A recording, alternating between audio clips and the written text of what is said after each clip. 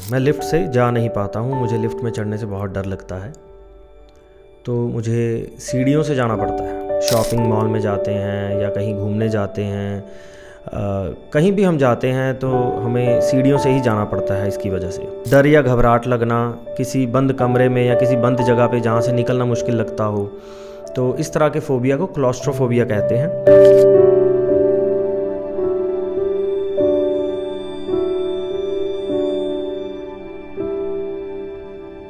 Hello friends, this is doctor Gaurav Monga. I am a psychiatrist.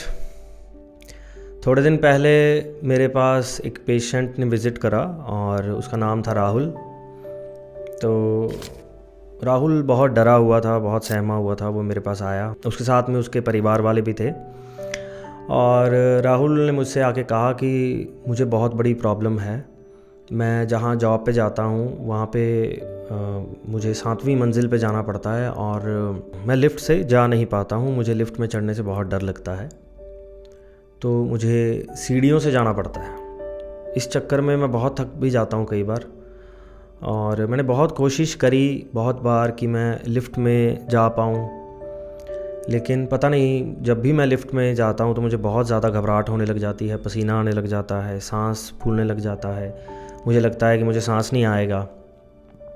तो इस तरह की प्रॉब्लम मुझे आ रही है। तो जब उसकी फैमिली से बात करी तो उन्होंने भी बताया कि ये पिछले 5 साल से कभी भी लिफ़्ट में नहीं चढ़ा है। इस वजह से हमें काफ़ी जगह पे प्रॉब्लम्स आती हैं। जैसे हम कभी शॉपिंग मॉल में जाते हैं या कहीं घूमने जाते हैं, कहीं भी हम जाते हैं तो हमें सीढ़ियों से ही जाना पड़ता है इसकी वजह से। फिर जब मैंने थोड़ी सी और हिस्ट्री उनकी ली तो मुझे पता लगा कि उसको कहीं भी जहाँ पे थोड़ा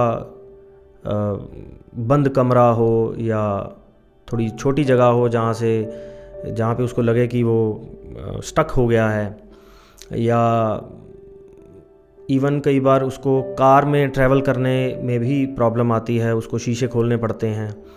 और वो काफ़ी सालों से हमने नोट करा है कि अगर कभी हम प्लेन पे जाने की बात करें तब भी वो घबराता है।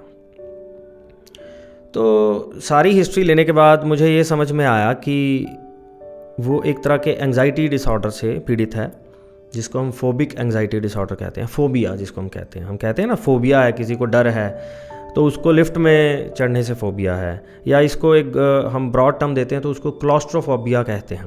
क्लॉस्ट्रोफोबिया मतलब कुछ क्लोज्ड रूम में डर या घबराहट लगना, किसी बंद कमरे में या किसी बंद जगह पे जहाँ से निकलना मुश्किल लगता हो, तो इस तरह के फ़ोबिया को क्लॉस्ट्रोफोबिया कहते हैं। तो इस तरह के एक जो एंग्जाइटी डिसऑर्डर है जिसको फोबिक एंग्जाइटी डिसऑर्डर कहते हैं, इससे राहुल पीड़ित था।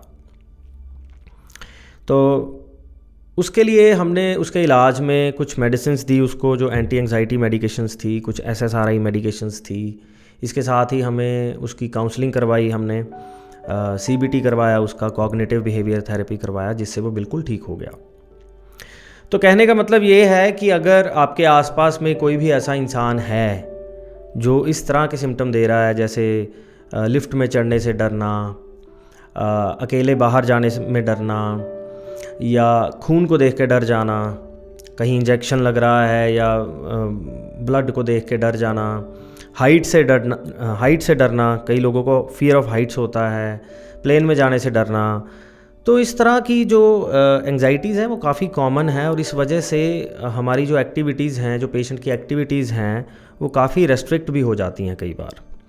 तो इसके लिए मैं आपको यही सजेस्ट करूँगा कि आप वेट मत करें और उस इंसान को ब्लेम मत करें जिसमें ये प्रॉब्लम है। कई बार ये प्रॉब्लम जो है वो एक बीमारी के लेवल पे होती है, तो हमें अपने साइकेट्रिस्ट की सलाह लेनी चाहिए, उसको मिलना चाहिए, उसको पूरी बात बतानी चाहिए, और उनके अनुसार हमें इलाज भी लेना चाहिए, जिसमें दवाइयाँ भी शामिल हैं और काउंसलिंग भी शामिल है।